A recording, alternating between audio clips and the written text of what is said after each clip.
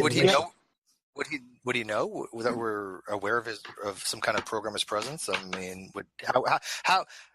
I mean, okay, look, just because you're a programmer, right? Just because you're running a simulation doesn't mean that you can understand the myopic detail what's going on in that simulation, right? I mean, the universe is gargantuan, right? I mean, we're just specks in the overall process. I mean, that's like saying, hey, we're going to look into like for example, even like what we're communicating here, and we're going to find like the smallest pixel possible, and we're going to just extrapolate from this that pixel has consciousness. I couldn't tell you right now by looking at the granularity that's what a pixel even is here, right? So maybe that we're so small that these programmers are just oblivious to us. We're like specks. I just had a mind-blowing idea that what could be happening is that our two perspectives, so our perspective of the players in the game or whatever we are, part of the game, is so different from the perspective of the designer or player or observer or whatever, that it's a bridge too far.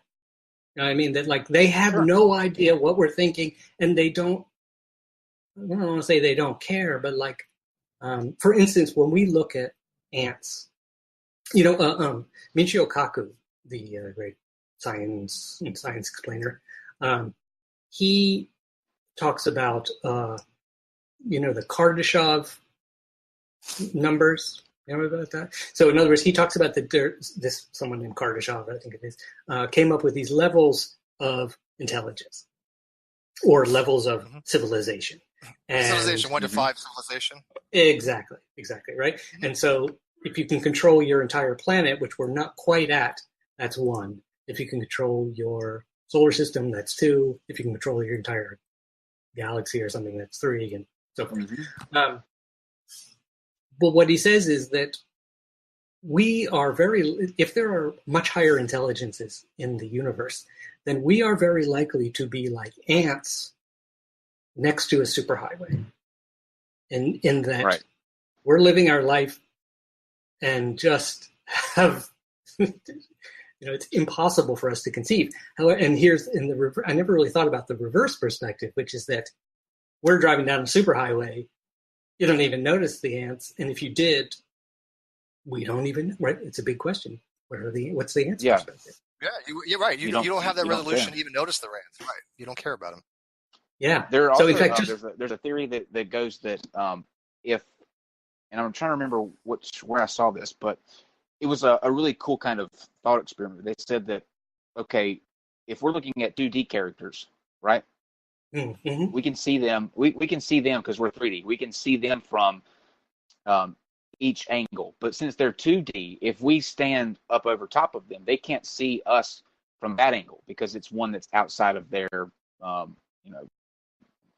The same would be if we're in a 3D simulation. The people who are the things that have us in the 3D simulation are actually 4D, and they're looking at down from an angle that. We can't perceive, but they can look down into. That to me, when I heard that, I was like, "Oh my God, that is crazy." Yeah, I'm reading now. I'm up to the 3rd volume, which is the final volume of the trilogy, the 3-body problem. You guys know about this? Sure. Right? It's we actually talked on this the other day that I asked Dr. Kroon if there's any analytical solutions to the 3-body problems, and to date, as far as I know, there are no analytical solutions to it, but there are other means to resolve the 3-body problem. What is that? I'm talking about a science fiction novel. I'm talking about a science fiction novel, right, called The 3-Body Problem. Oh, no, I'm talking about the actual physics problem. Right. No, I know what you mean. Yeah, exactly. We can explain to Kyle in a second. Go ahead. There's a Chinese science fiction author named, I believe, Qian Lu. And this book, the first book called The 3-Body Problem, really kind of took the science fiction world by storm. And it eventually grew into a trilogy of 3 books, and I'm in the 3rd one now. But he takes on, throughout the story, incredible, weird concepts, and then really tries to play it. I mean, he's doing a big what the if, which is that's how science fiction works. And so he has a moment where humans, they're in a spaceship and they float into a 4-dimensional bubble somehow. And they get to go into the fourth dimension. And yeah, that thing of like being able to see, they look at a cup, for instance, like a coffee cup. They see that cup not as a cylinder, not as a solid circle, but in fact, it's all stretched out like a panorama photograph. And that's weird enough, but the level of detail is so rich, it's astounding. They can see down to the molecules or the atoms or something like that. Because it's so simple compared to the dimension there. Right. You know? Yeah. That makes sense. So I think we can establish this. The designers are in a higher dimension, for sure. Right. Absolutely. I agree. And I was going to ask, as a tail end of that, let's say that, let's go back to, we are, the designers are invested in us and what we do. Like, we're not and we were designed with specifics in mind. And not that this would be the same, but obviously our emotions come from somewhere. I think that would be something that they put in, right? So what if you had a designer that caught a storyline, whether it be whatever, it be a love storyline or a villain versus hero, any of the things that we've happened in history, like let's say a tragic event, like war, or those small things that we consider miracles that should have never happened, that are outside explanation, but somehow the people got what they needed to in time. The bomb was disabled in time. The person was rescued before they died. What if the designer coming in and doing something at the last second to make it to where it wouldn't go bad because he got emotionally invested in the storyline? Like, he just had to intervene and make it happen. That's interesting.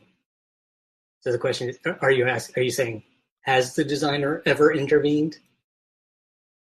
Oh, yeah, or would they? You know, if or would they? Yeah. Something that they feel. Here's a disturbing thought, that our emotions, which are so important to us, this might be more like the Westworld structure of simulations, where, for instance, let's think about something easier, The Sims. So we watch The Sims, and really you can see the whole way the whole Sims work is this: they have a bunch of traits. I mean, it basically goes all the way back to Dungeons and Dragons, but the character has health, intelligence, happiness, right, and all that stuff. And with The Sims, if you don't get them a job, for instance, their happiness and financial thing, they're Tamagotchis, right? And it goes down and down and down until they're unhappy. But it's just a game. Who can, whatever the characters. But what if, and this is what Westworld asks, what if those characters actually feel those things, but we just don't know it? So what if all the torture we go through with emotion, and when it's positive, we would be monsters. They have moral monsters. They're moral monsters. No, we would be moral monsters if we are causing pain to the Tamagotchis. By the way, you're old like me, because nobody's gonna know what those are. But if they experience pain, I mean, oh, do you really? They were good. They were cool, weren't they? Well, I mean, okay, would we be moral monsters if we didn't recognize they were sentient? If they didn't experience things like pain, would we be moral monsters? And if they did experience it, what does that mean to us as far as keeping their code? I mean, could we turn them off? Is that something that's morally permissible if they're an agent of moral concern? Do they cease to exist, though? Right. Sorry, I would say that whatever emotions a sim feels, in my mind, for them it could be intense, but for us it's very, very low level compared to our emotions, right?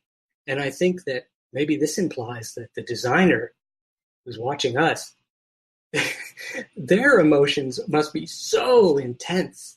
In other words, that whatever torture we go through, let's say they recognize it, but they don't consider themselves moral monsters, because it's like, in other words, if you step on, I hate to say it, but if you step on an ant, or we don't think of ants as having pain or pleasure or complex, right, emotions. Right. I think this could be the horrifying situation that for us, it's like overwhelming and it creates all these questions. But for the designer, it's nothing compared to their emotion. So feel for them. Mm-hmm. Well, right. I think we don't consider ants to have emotions. Right. But do we know? Yep.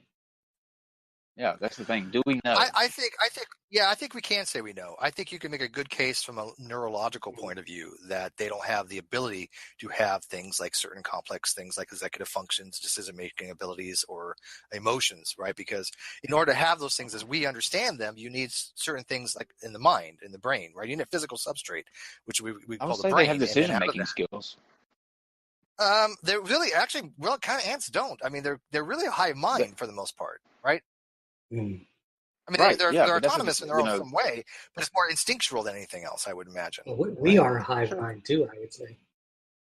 Just less aware of it. In some ways, I think that's a holdover. We are animals, and I think that as far as because we have a tribalistic type thing in our societies. I mean, that's a hive mind. That's groupthink in some ways. So yeah, I can see that we have some I would say carryover or remnants of our old biological ancestry in that regard. Right. Sure.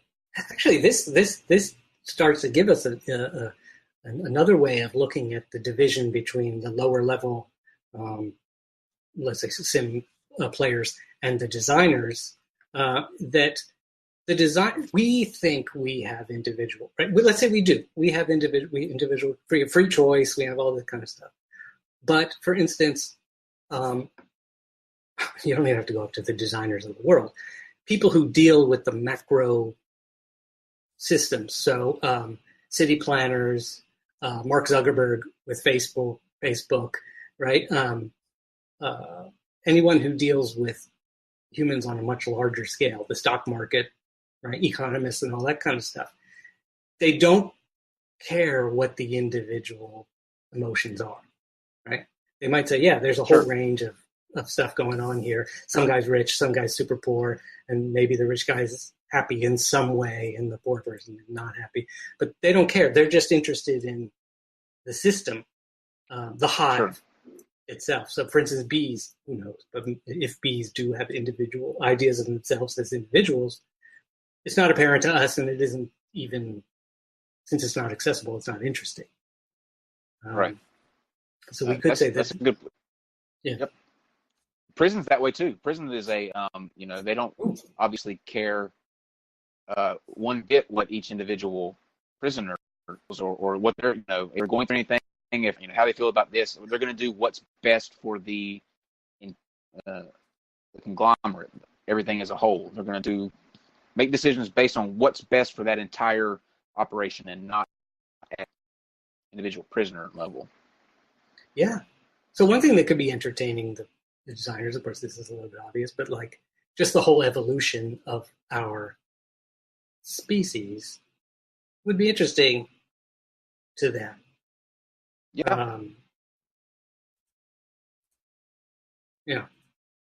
I think that would be the obviously for me, if we are in a simulation, that's the reason why they want to see how long it takes us to go from wooden shacks to skyscrapers, penthouses, maybe even how we evolve with things like religion or morality. Like we no longer take people out and chop their head off on a wooden block and all the townspeople go down and watch. We now do them very humanely behind thick concrete walls. So where we were even 500 years ago to now in terms of public executions or what we're exposing ourselves to, I think is very interesting. Right. I would say make it worse. Look at if we think that we're just simulations, people think they can probably do what they want with other people because they would be like, hey, I'm the only real person. Screw you guys. If I want to harm you and be a sociopath, I can do though. Now, granted, I don't think people turn off like that. I think the people that are born sociopaths, it manifests in some ways. I don't think that a lot of laws preclude people from doing horrific acts. I mean, I'm not a murder rapist, piece of shit because of the laws. I'm not that kind of person, right? But there are some laws that maybe might be more malleable. People don't steal because of laws, maybe. But there are people like probably all of us. We wouldn't steal anyways, right? But most of the time, I think that the sociopaths are going to do what they want anyway.